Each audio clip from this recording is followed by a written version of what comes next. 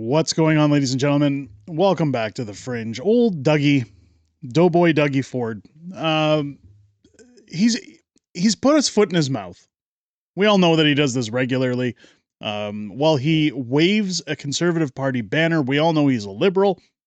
Doug Ford, essentially, while putting his foot in his mouth, has just showed Canadians, as well as those in Ontario, that no matter how much hope you have, no matter how much you think things are going to change, the government is never here for Canadians. The government has no intention of doing anything to better Canadians. In fact, nothing is going to change. I hear it all the time in my comments.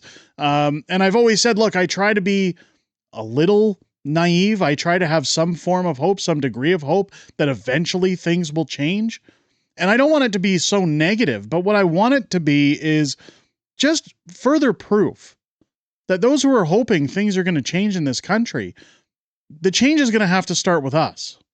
It's going to have to start with things like pushing for independence, pushing for MPs to realize that, hey, we're going to vote you out of your job if you're not going to start representing us.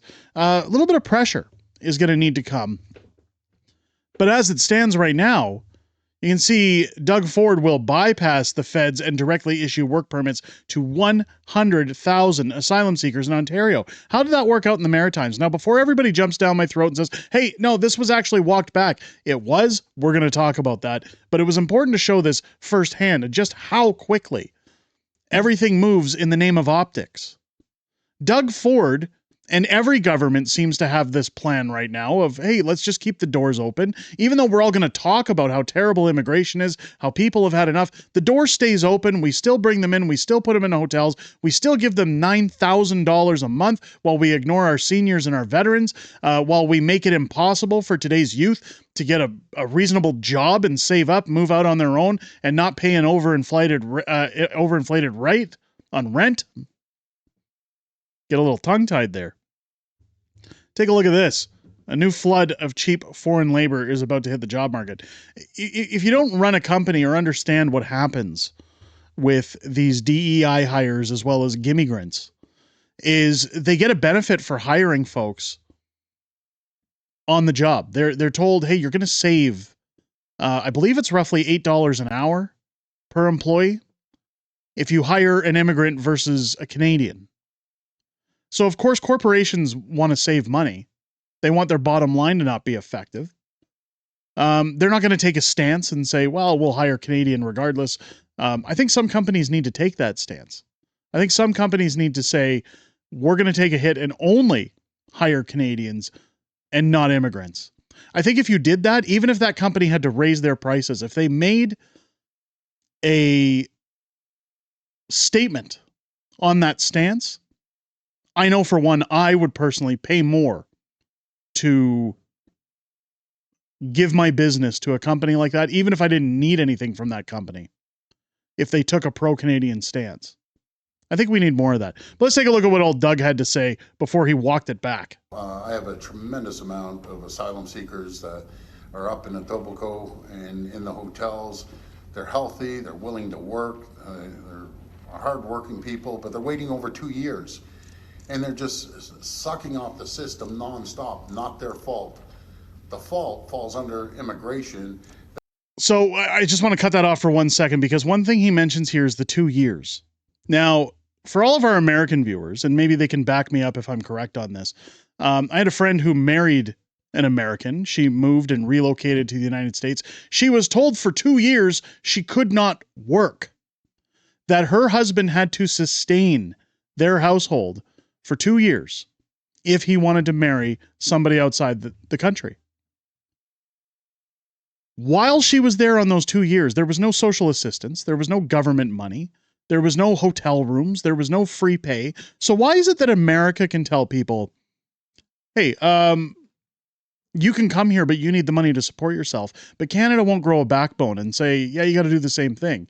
If you come here seeking asylum, you should have the finances to look after yourself. If you don't have those finances, and I know people are going to say, oh, that's so cruel, Fringe.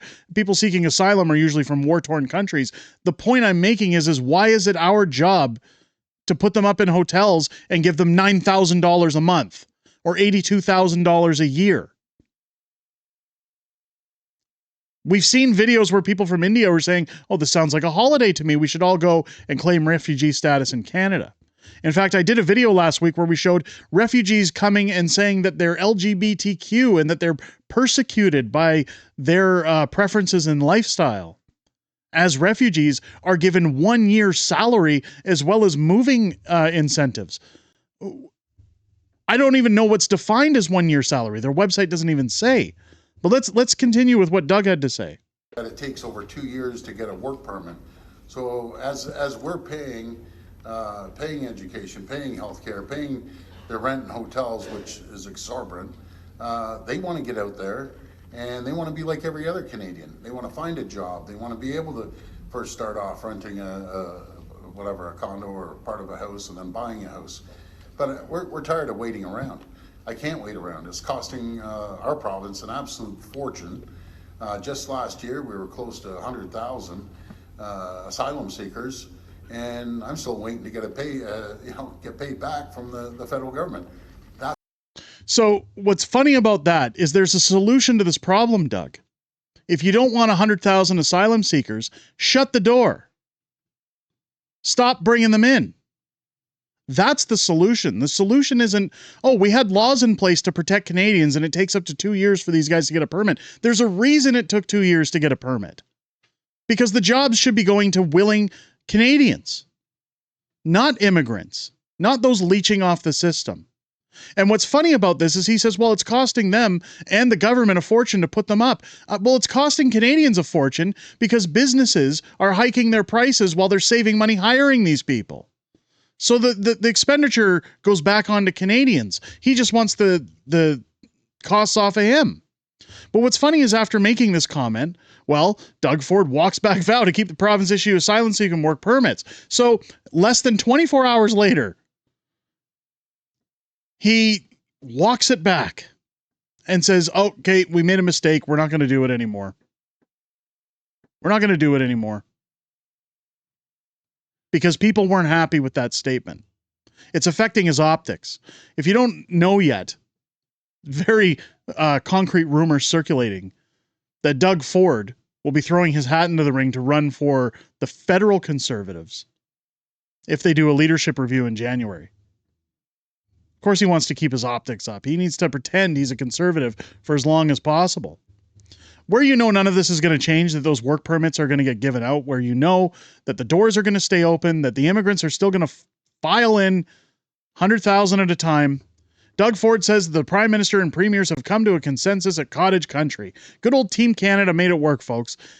Then he says Japan and Europe got a trade deal. If we don't get one, we hammer the US with counter tariffs, dollar for dollar, more taxes for Canadians. What a great strategy. This is the face of pigs at a trough. What better example to use than Doug Ford? Throw all of the cost onto Canadians and then tax them to death while we bring in millions of immigrants to suckle the teat of our country dry. While these guys pad their pockets, by the way. Take a look at what Doug had to say here. I guess I'll start off with talking about last week. I thought it was a very successful COF meeting. We had an opportunity to sit around the table with the premiers and the Prime Minister. For the first time, the Prime Minister showed up to a COF on our invitation, which was very, very good due to the circumstances we're facing against Donald Trump and his tariffs. We came up. So first off, Donald Trump's tariffs are your fault, not his. What's funny about this, and where I'm saying nothing will change, is that if you've noticed a pattern over the last little while, even when Justin Trudeau was Prime Minister, it's that you get all these guys together and they always say, oh, things went so great. Things were wonderful. Everything was, talked about, talk. There's no action. Not one single plan has been announced. In fact, the only plan that was announced was a pipeline going from Alberta to Ontario that Scott Moe, Danielle Smith, and Doug Ford all agreed on, but then Wab Kinew just happened to step in at the 11th hour and say, nope, You need to consult with First Nations before you do any of this. Manitoba won't allow it. And then Mark Carney came out and said, oh, you're right. You know what? No projects will move forward unless we have unanimous consent and consultation with Indigenous folks. Why? Because then they don't have to do anything. They can continue talking with no action. They can continue convincing Canadians that their elbows aren't up high enough yet, that they're not going to get everything they need until they give more trust to the government and more resources, more money. This is where people who are voting in these ridings, people who watch their MPs, their representatives, the constituents need to start standing up and saying, I'm not voting like an idiot anymore. And while you think your vote does nothing, you need to start exercising your right to do so. You need to start asking people who support these clowns, why on earth, after looking at this footage, after looking at quoted text from these people, do you believe that they're beneficial to your country? Tell me one benefit from inviting thousands, hundreds of thousands, if not millions, of asylum seekers and immigrants into our country when we have no jobs, when inflation's at an all-time high, when there's nowhere to house these people, while we have sanctuary cities that are rampant in crime, where people are stealing vehicles, they're using our streets as toilets while there's crime galore. Don't even get me started on Hastings in Vancouver and the issues that they're facing with addicts, with people in tents. This country is quickly dissolving. And a lot of provinces, and one that I live in Alberta, that's getting a lot of heat for saying it's time to go. So all those provinces need to start deciding, are we going down with this ship, or are we prepared to pack our bags and do what's best for us while we're getting no representation from anybody in the government? It's up to people in Canada to decide what's best for them. Our representatives have clearly shown, using Doug Ford as an example, nothing is going to change. They'll keep giving you excuses. They'll keep giving you distractions. They'll keep wavering you over into the pasture just to keep you fed enough to say, yep, I believe what they're telling me.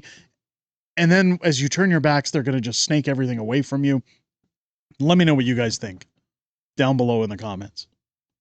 Are you shocked that Doug so quickly backpedaled, but then essentially came out saying, hey, we all came to an agreement, folks. The doors will stay open. Nothing's going to change. Are you shocked that he turned tail so fast without turning tail? Do you think anything is going to change in this country? What do you think besides independence? Aside from independence, for those provinces who don't have the ability to vote for independence, how do they fix this problem? How do they right the wrongs of the federal government? Let me know your thoughts down below. If it's your first time here, I hope this video has earned your subscription. Make sure to hit that button, leave a thumbs up and a comment down below. Helps the channel exponentially, folks, especially during high times of censorship that we're facing right now. Join me live each and every Wednesday and Friday night for Unhinged Fringe on Wednesdays, Friday Night Fringe on Fridays, with a plethora of co-hosts on each show. Mrs. Fringe, of course, joins us on Fridays. The Celtic Canuck and my dear friend Matt are joining us Wednesdays for each show, rounding up politics, talking about what you guys want to talk about, hearing what you have to say, and really just trying to make the best of a bad situation. Make sure to join us each and every week amongst the greatest YouTube community on the platform. I always look forward to chatting with you guys in those live streams. I most importantly look forward to chatting with you this week at 6 p.m. Pacific, 8 p.m. Central for both shows here on the channel. With that said, ladies and gentlemen, I hope you enjoyed this video. I hope you have a great rest of your day. I'll catch you on the next one.